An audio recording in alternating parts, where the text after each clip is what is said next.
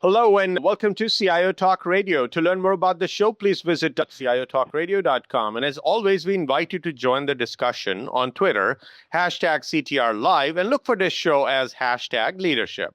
Today's topic is putting together the pieces of an organization. And our guest for today's show is Carolyn Parnell, who is the CIO and Commissioner of IT Services for the state of Minnesota. Morning, Carolyn. How are you? I'm fine, Sanjog. How are you? Very good. Thank you so much for being on our show. My pleasure. And so we've talked about organizational development many times on this show. And as a leader, we tend to want to look at the big picture. But really, an organization is made up of individuals, each of whom acts as their own piece of a greater puzzle. So what's the roadmap to help an individual lead their own path and find where in the organization's puzzle they belong? So that's what we wanted to discuss today. So let's start with Caroline, in your world, in your organization. What's going on? What's new? What's different? Well, we have a lot going on. I have been CIO for the state of Minnesota for the last 3.5 years. And we have been handed an incredible challenge, which is consolidating all aspects of IT for all of the executive branch in the state of Minnesota. And that means the entire stack of IT, people, projects, infrastructure, applications, budget. This had previously been very, very fragmented, and something that was fragmented also in decision-making about IT. We have been charged with having one place for the legislature and the governor to go to find out what's happening in the state of Minnesota regarding IT. So I was particularly drawn to this topic of putting together the pieces of an organization because we started out in a very fragmented way and have built actually a new consolidated information service for the state of Minnesota. I just want to correct what might be some misconceptions about state government. We have 70 to 80 different state agencies and boards in the executive branch.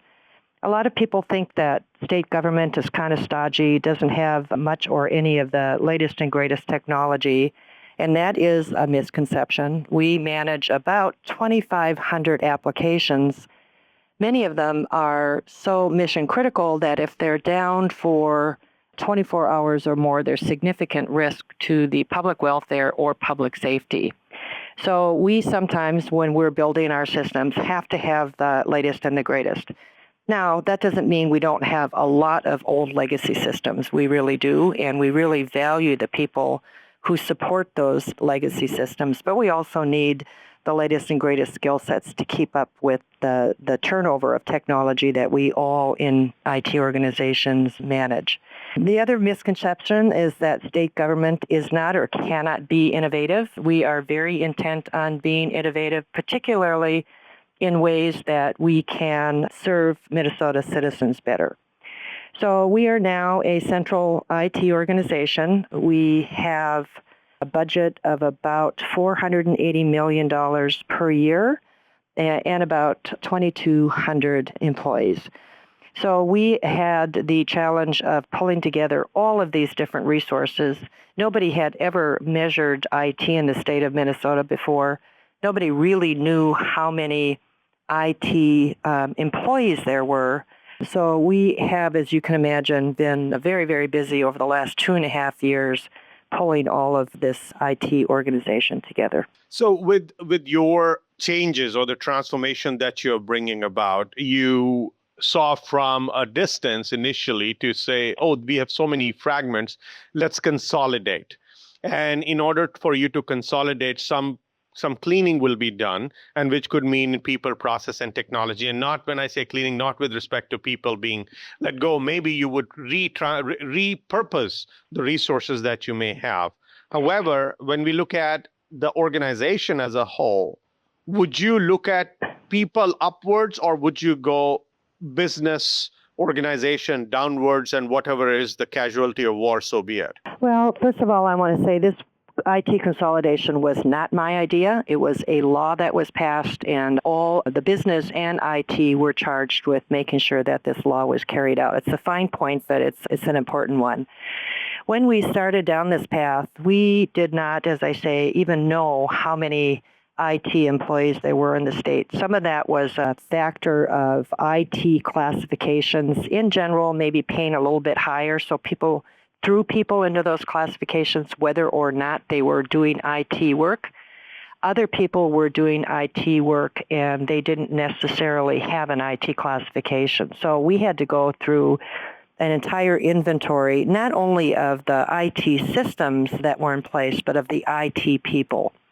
And we were very intent on being accurate and not trying to get the highest number of IT employees for the sake of size of the organization. But we have not had any kind of layoffs or outsourcing as part of our strategy around IT consolidation. That was the commitment that I made to employees very early on.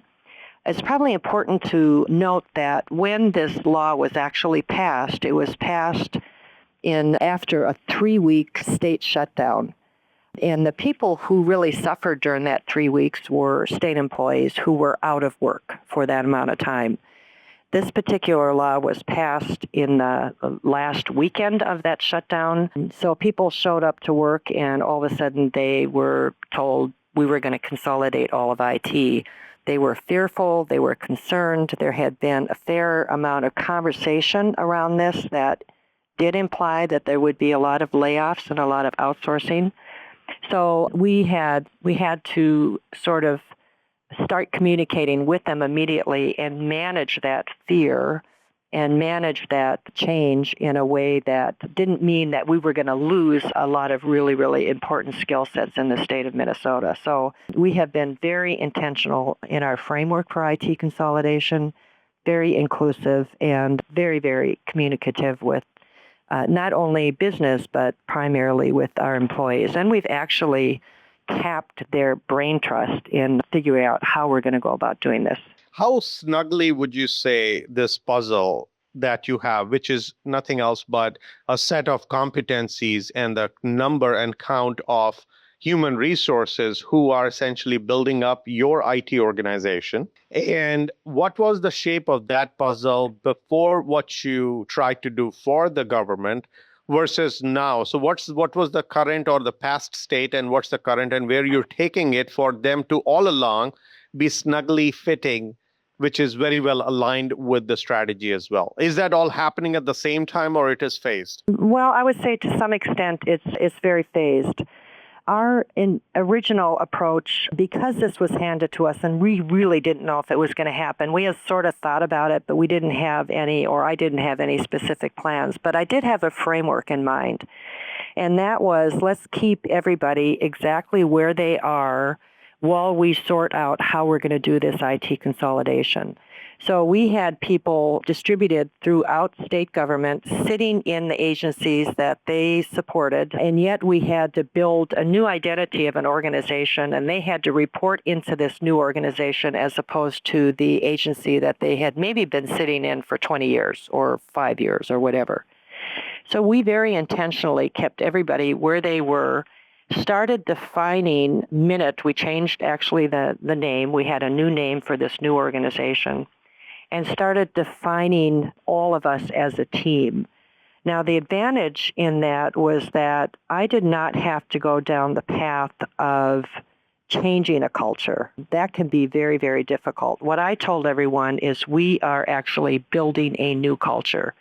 How many times in government do you get to really start from scratch and build a new organization, new policies, etc.? So we kept employees exactly where they were while we figured out how we were going to lay out the path or the roadmap for IT consolidation. Our roadmap does consist of identifying what those core services are that are best delivered from a consolidated state, and what are those services that are so unique to that agency that they will never be centralized or consolidated.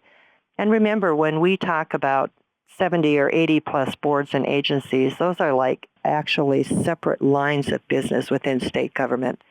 So building roads is very different from housing prisoners, which is very different from collecting taxes. And they all have very unique IT needs that we cannot centralize or consolidate. So we have gone down that path of designing those consolidated services. We're shifting that workload and those employees out of agencies into that consolidated role. They have been very much a part of designing those new services. We've had a lot of sort of background work to do. For example, as you can well imagine, there were 70 plus different ways of defining IT. So we put together a new IT reference model that sort of had a nomenclature around IT in common. So service desk is called service desk everywhere instead of help desk in one place and service desk in another. We got all people within IT pretty sorted out and reporting up into this new MNIT organization. We were required legislatively to have service level agreements with every single agency, which we completed within the first 10 months. So for the first time, not only did agencies know who delivered their IT, but they knew exactly what was delivered and how much it costs.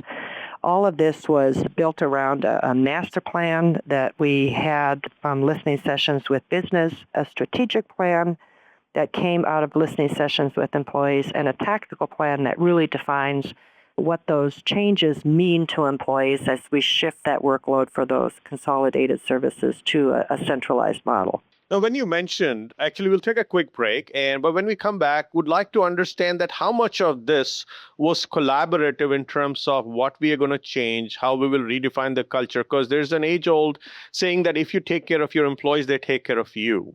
And Right. if they are inclusive, if this is an inclusive approach, of course, that is going to help make an initiative more successful than ever before. So what was done in that regard? How inclusion was manifested as part of your initiative? Let's talk about that more. Please stay tuned, listeners. We'll be right back.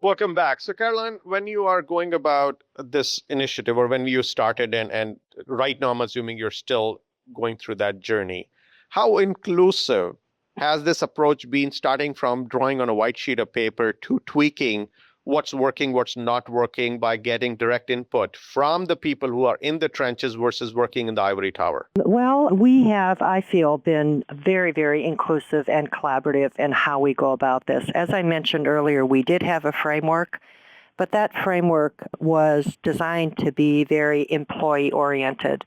Remember that we had a very weary set of IT employees who did not know what this meant.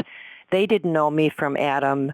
They were concerned about being laid off. They were concerned about their work being outsourced. So we had to sort of settle down those fears first of all. I didn't mention this earlier, but when the legislature handed us this law, they didn't provide any money. So we have had to do this ourselves. Now, many, many other states have gone through some version of IT consolidation. Generally, it's just been the infrastructure piece rather than the entire stack. But we did not get any money, so we've had to do this ourselves. There was an advantage in that because we defined very early on that we had an employee brain trust that we could tap. These people were close to the business. They knew IT very well. I inherited this change as much as they did, so my message could be we were all in this together. And that, I think, was a very effective approach. Now, one of the things we did very early on, within I think about the first month when this was effective, which was October of 2011, was do an employee engagement survey. We wanted a baseline of how employees felt about their job, felt about being in public service, did they have enough tools, etc. Did they feel heard? We just repeated that survey, that employee engagement survey, I believe it was in January, exactly the same one, with one question had a little variation in it, but I'm happy to say that every single category of the employee engagement survey saw an uptick. So we didn't lose any employees along the way. They were at least, if not more, satisfied with their job, which tells me that they don't feel like pieces moved around on a chessboard, that they felt like they had something to say about this and that they had enough communication, that they were part of the change as opposed to having the change just forced on them. So you did the engagement survey and we got good information and or good insight so as to whatever we are doing is actually taking people in the right direction. When we talk about inclusive, let's dig a little deeper. When you say you are including them, are you allowing them? This is the ultimate where the employees drive the change versus leaders. A leader becomes a servant leader and let those people who are in the trenches tell where all the changes should be, and this leader is shaping and molding the thinking as well as the action so that the whole swarm moves forward. Is that the approach that was taken, or would you say you were the Pied Piper and everybody followed you? I will say that we had actually, again, with the input from business and from IT employees, we had a master plan, a strategic plan, and a tactical plan. The master plan and the strategic plan were the result of listening sessions that, for example, in the strategic plan, we met with employees and said, we're a new organization. What do you want our vision to be? What do you want our values to be? And if you look at that strategic plan and you were in those listening sessions, you could track what was said to the output that showed up on that strategic plan. When it came to the tactical plan, which is our plan for moving those services that can be delivered collectively, that everybody sort of has in common, we had a process. There were 18 different projects in that tactical plan. So it was Active Directory, network, SharePoint, etc. What we did was we had each one of those projects divided into separate processes. So for example, for Active Directory, we had I believe 5 different phases of that project, and each of those project phases were populated by employees who were expert in that area. So when we put together, for example, the project for the tactical plan around Active Directory, we put out a call to all employees to say, we want to hear from you and include you in this project around Active Directory since you are a subject matter expert. We did that for each phase of those projects, and employees actually in the first one, actually the first one we put together was data center. We needed about 8 people on that team to help us design that new service. We had 80 employees volunteer. We ended up only taking 80 of them, but that tells you how much interest there was.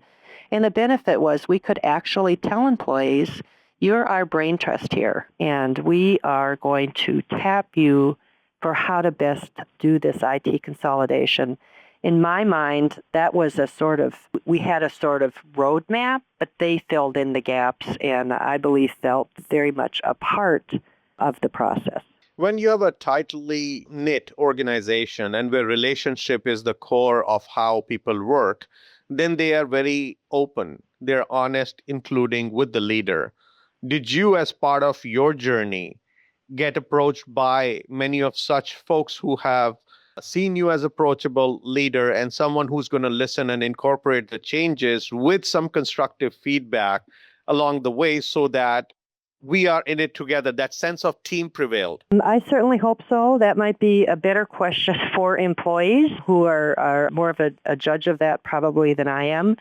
I can tell you that we have been very focused on communication, and I have been very focused on regularly touching base with employees. I make it a point to stay engaged. I don't feel like I can do my job unless I have a pretty clear process of feedback from employees. We send out from the office of the CIO a daily email called the Morning Java, which sort of either communicates what's happening within the organization or calls attention to some achievement of some part of the organization. Or if none of that is apparent, we just send along in industry news. I have visited every employee, not individually, but based on the agency that they're providing services to once a year. I'm in the middle of my third round of that. They're actually mandatory meetings for employees to make sure I tap all of them. This particular go-round, I have no presentation. It's a sort of ask me anything venue. I will continue to do that. I tell employees that I have an open door policy. They all know my email. I really focus on feedback from people. We have brown bag lunches that are designed around particular topics. So, for example, after we did the employee engagement, we had brown bag lunches that I showed up to talk about the survey and what we learned. Each of the cabinet level agencies, and there's about 20 of them, has a CIO that is assigned specifically to that agency. And just as an aside, some of the agencies that we have are so large that if you were to pick them up out of the public sector and put them in the private sector, they would be a good-sized organization. So the Department of Human Services has billions of dollars in budget, thousands of employees, actually 500 IT employees supporting them. We have a weekly meeting with CIOs in order to hear the issues that they bring from their employees and from their agencies. On that weekly meeting agenda, we have a standing agenda item, which is burning issues or through the grapevine, which is designed to be a sort of feedback loop that comes up from employees through CIOs that might be a contradiction in our message. So if they're hearing on the ground something that clearly is contrary to what we've been trying to communicate, we have a way of catching that and correcting that message. So in my mind, it's been very, very important. I tell them that there's nothing sacred about the floor of the office building that I'm in, and that people are always free to stop in, and they do. So that's exactly what was my next question, that the proof is in the pudding. That means whatever you said and whatever assurances and the signs of a good leader you demonstrated, the result of that, I'm sure, should be in form of active engagement, whether online and or in person, among each other as well as with you. So to where did you, if you were to benchmark the level of engagement and involvement of the people who are actually making all this happen are in the trenches, where would you rate that today? I'm not sure what kind of a scale you're talking about, but 1 to 5, 1 to 5, if that's what you're to take. Well, 1 to 5 was our employee engagement scale, and we got pretty close to 4s or a little above 4s on almost all of them. So that to me is a very good sign. But again, sometimes the employees are the best source of information, and when I go around and meet with these employee groups, which I'm in the middle of doing now, I always have a kind of gauge of how candid the questions are. And they are actually invited to ask provocative questions. I don't promise to know all the answers. But I think what that serves as much as anything is a message that you don't have to ask all these questions, but you have permission to do it. So that kind of openness and that openness to feedback I think, is what goes a long way. Now, I also expect my employees to be judging me and my leadership related to consistency and do I do what I say? And so I'm always sort of conscious of that. And that's where a certain amount of my consistency and message focus comes from, because that, I believe, is how you build trust. And when you're going through the level of change that we are going through in the state of Minnesota, that trust is everything. No, as part of your journey, I'm sure part of that would also be happening because you would always have moves or shakeups in the puzzle, and puzzle being the organization. How do you detect or diagnose if there are people who are, or there are groups which are not fitting properly, and or there is a mismatch? What is your way of doing that on an ongoing basis, and what did you do upfront to ensure that the first step is to bring that puzzle together for them to be able to most effectively work on the tasks that get assigned to them? Well, a couple things. One is, as I mentioned, we started right away with communication and a sort of this is your leadership here, and these are the things that are important to us. But the other thing that we did that I think was also key is we started focusing on the level of supervisors and managers that we have. So, for example, out of the 2,200 some employees, about 250 of them are in a management or supervisor role. In my mind, that middle management group is the group that really are the change agents. And so we started focusing on that group very early and saying, these are our expectations of management in this new organization. Now, we've probably all had some experience with a poor manager. And in my experience, you take that home with you and it kind of poisons your life. Well, here's an opportunity to define what our values are around management and to keep building those policies that focus on employee-centered management. So we have quarterly meetings with managers. They're online with the exception of, I should say by video, with the exception of one time per year we meet physically all together. It's a way to keep our message consistent, to make sure that that message of inclusion, it goes through the ranks.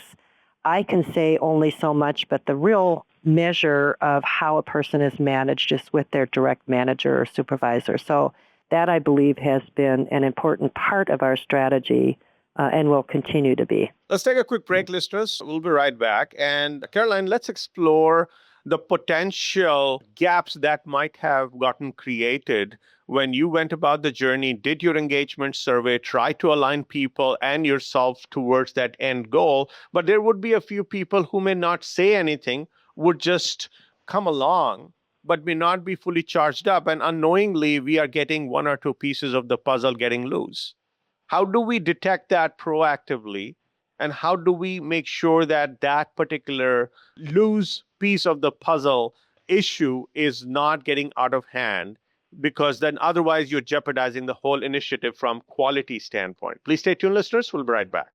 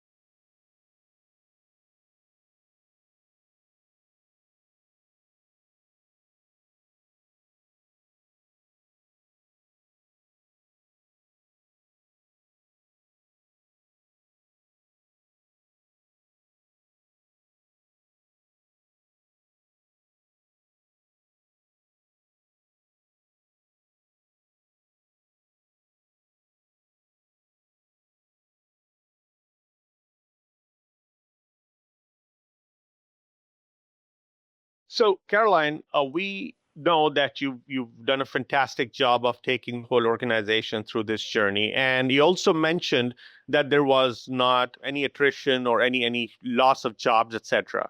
Now, that is completely a utopic state where you could say that everybody's fully charged up, but most probably that may not be happening on the ground because there will be some people who'll say, I don't like the pace of change, I don't like the type of change, and they may be getting somewhat pulled back into their own zone and their inertia, and that could also be counterproductive at some level in the organization. So in the context of this topic, maybe one or two pieces of the puzzles are getting loose without you actually noticing it. And so how do you detect that proactively, even if you when you detect it and these people exist and they may be causing a dampening effect versus as a catalyst, how do you turn them around? I am quick to say we do not have outsourcing as or layoffs as part of our strategy, but the state of Minnesota has a huge retirement factor. And I believe in the next 3 years, there's upwards of 30% of our IT employees who are eligible for retirement. So part of my message has been my job is to retain you, those of you who know the systems that we have to support that are not going away in any time soon, and to attract the best and the brightest. Now, any IT organization has a broad spectrum of people working for it. There are people, quite frankly, who just want to come into work and show up, and they're fine supporting a 30-year-old system, and their real life, most of their interest lies outside of work. We all have those kinds of people, and that's perfectly okay. On the other end of the spectrum, you have employees who eat, breathe, and sleep IT stuff and are always on the lookout for how to do things better, how to be innovative, etc. And then you have people sort of in the middle who you want to move along with you.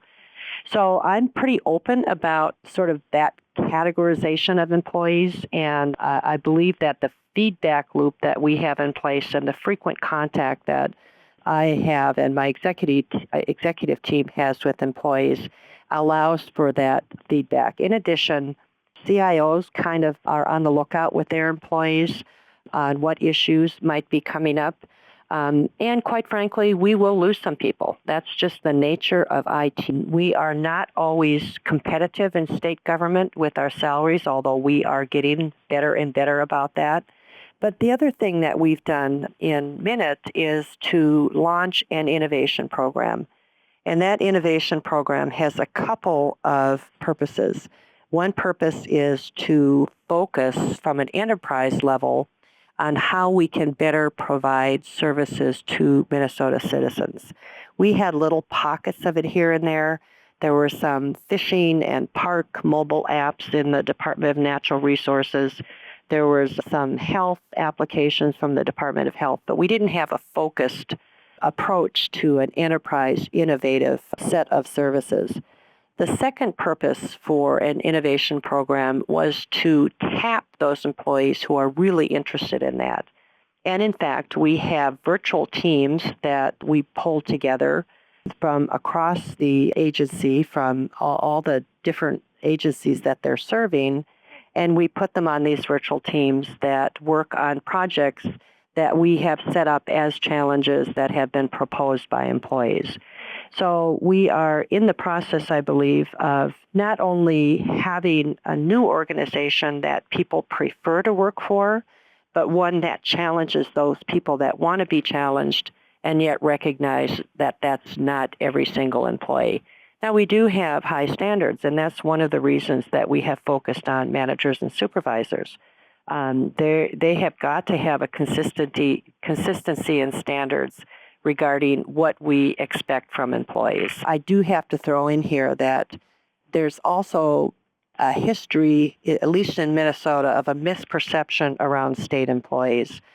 And when I came to this job, I had very little experience with state IT employees, and I have actually been blown away by their commitment and the quality of services and their skill set. There are some of the best people that I have ever worked with in state government. So they had, I think, gotten a bum rap in the past. The perception was, oh, there's too many of them. They don't do anything anyway.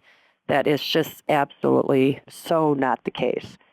So I think we try to be open about that range or that spectrum of IT employees.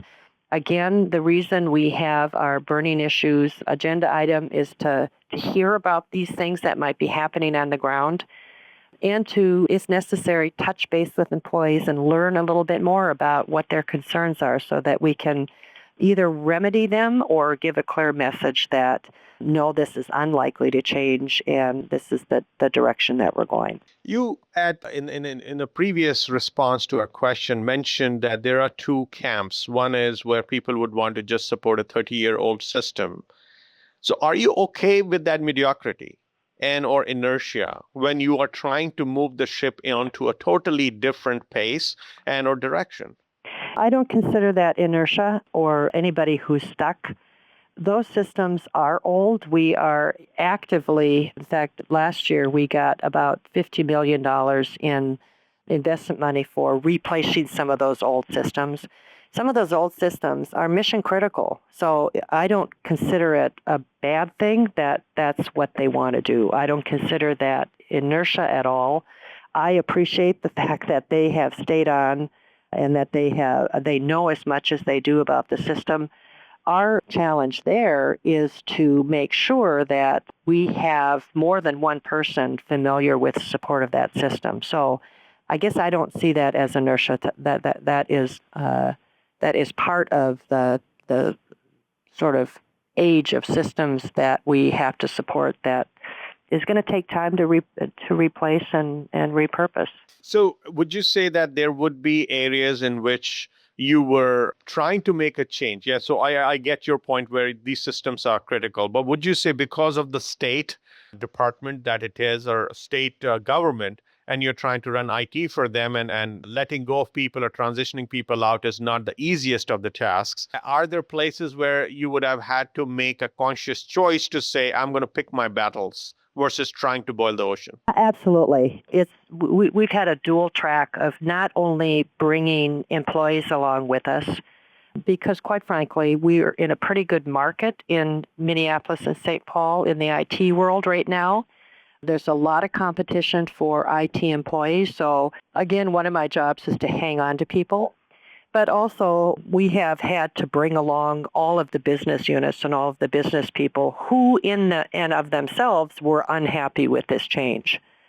This is where I had an advantage in terms of, hey, people, we all inherited this. We're going to do this as efficiently and quickly as possible, but it's something that we all have to do. How do you see the puzzle that you wanted to see in place? What's the blueprint of that puzzle that you want to put in place for your organization? Yes, you have an agenda to meet with respect to government initiatives, but from people's standpoint, what puzzle would you create so that when there is the next change, you don't have to go through this grind yet again? The company or the government and the people will fluidly move to that new state because you build that platform or the set of people who are snugly fitting together. I think one of my primary messages, and this has been to employees, it's been to business, it's been to legislature, and it's been to the governor, that this particular change is not something that I interpret as the need to do less IT. What we are doing is smarter IT. And I think that when we started down this path, the perception of everybody was that, oh, you have to cut everything that you're doing. You have to cut the people. You're spending too much money.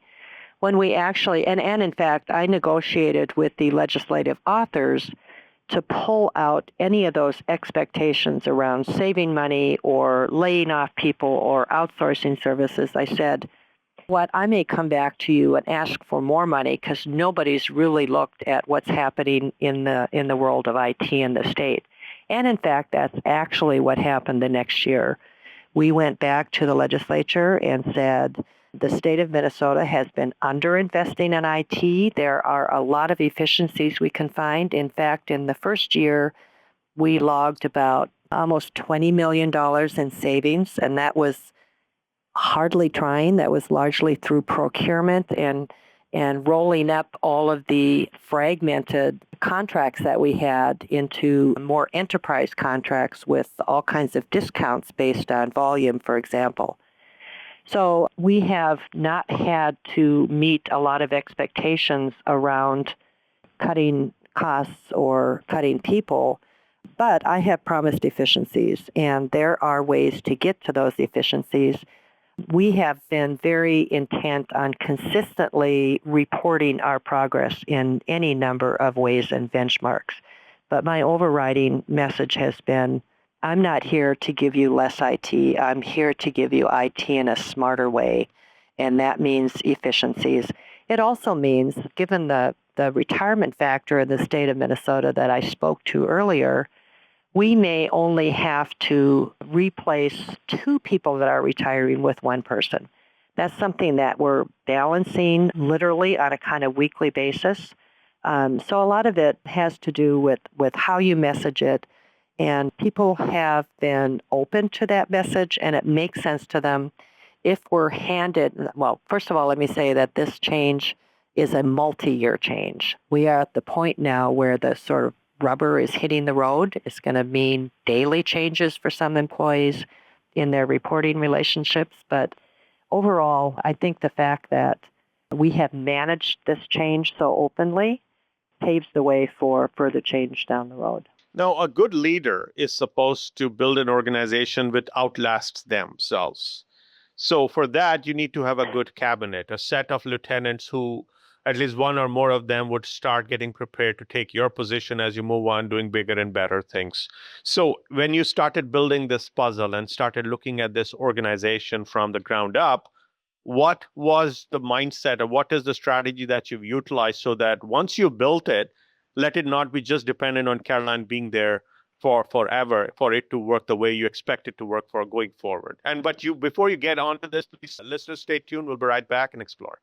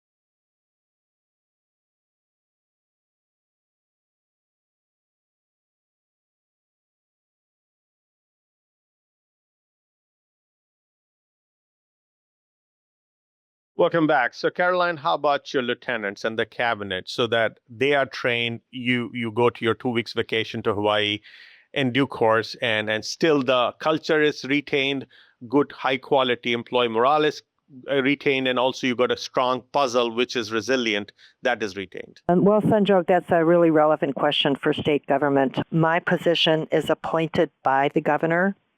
And as we all know, governors serve for 4 years. This particular governor, Governor Mark Dayton, is up for re-election this year. And so in a sense, I'm up for re-election myself. I may or may not be back, depending on the outcome of the election. He's doing very well in the polls, so I have hopes. But all along, that has been a consistent understanding of my position, especially in the light of the great change that we're going through. I have put together what I believe to be a very, very strong executive team. It's been a learning process for me to differentiate and not micromanage, to sort of lay out my philosophy and the framework. And then my deputy sort of takes that and operationalizes it. He is absolutely outstanding. He was here when I got here. His name is Ed Valencia. He's not only deputy commissioner, he's also the state CTO. But we also have a really outstanding executive team in terms of communication, legislative direction, legal counsel, service delivery, etc., security and risk management. And I have had the advantage of recognizing that I have to motivate them to stay and give them enough challenge themselves in all of this to make sure that they're satisfied in their work. I feel like if I have any talent, it is putting the right people in the right jobs and keeping them there. And we have just a really, really excellent team who really does not have any issue with the direction that I've set. Some places it might be far too, what shall I say, soft for some people. They have been very, very open. And by the way, I inherited an agency before IT Consolidation with a very different culture than I was accepting of. So it's been really great opportunity to sort of change the nature of how IT is delivered and focus on not only the value of employees, but the value of the leaders that I'm depending on to help me carry out this change. Although we have leaders and recognized leaders at every level, this particular team that is in the front lines of this change have been really, really great to work with. What are some of the key learnings for you and or for your team as you went about this journey? Well, first of all, I would say don't try to do it without any money. I wish I would have made a stronger argument for we need some dollars to invest. On one side, it's been kind of an advantage because we've had to be creative about how we do it, but we should not have agreed to not having any money. The other part is to always be willing to course correct. And if you've got enough feedback loops set up, you recognize when you have to do those course corrections. The other thing is to not focus on communicating just for the sake of communicating, but communicate when you have something substantive to talk about. So we've often told employees, we'll give you an update when we have one, or we will put out this document when we have one and not sooner. So having that feedback loop and being willing to actually learn from it and correct your course as necessary is a really, really important part of the change that we've been going through. What's your message as the last question for you? What's your message for people who would like to build that snugly fit puzzle in their respective organizations? I would say focus on employees, value employees, listen to employees, stay in touch with all levels of the organization, recognize that as a leader, people are watching you to make sure that you have integrity and that you mean what you say.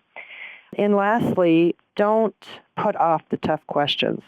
When I go out and meet with employees, I always invite provocative questions. That's, I think, where you get most of your insight and useful information. So it's a building a culture of openness and value for employees at every level. On behalf of the show and our listeners, I'd really like to thank you, Caroline, for sharing your thoughts and your journey about putting together the pieces of an organization which is effective and consistently delivers value. Thank you, Sanjog. It's been a pleasure. Thank you so much again. And listeners, hope you enjoyed. Please like us on Facebook, search for CIO Talk Radio, and be sure to follow us on Twitter. Thank you again for listening to CIO Talk Radio. This is Sanjog Aul, your talk show host. Till next week, take care and God bless.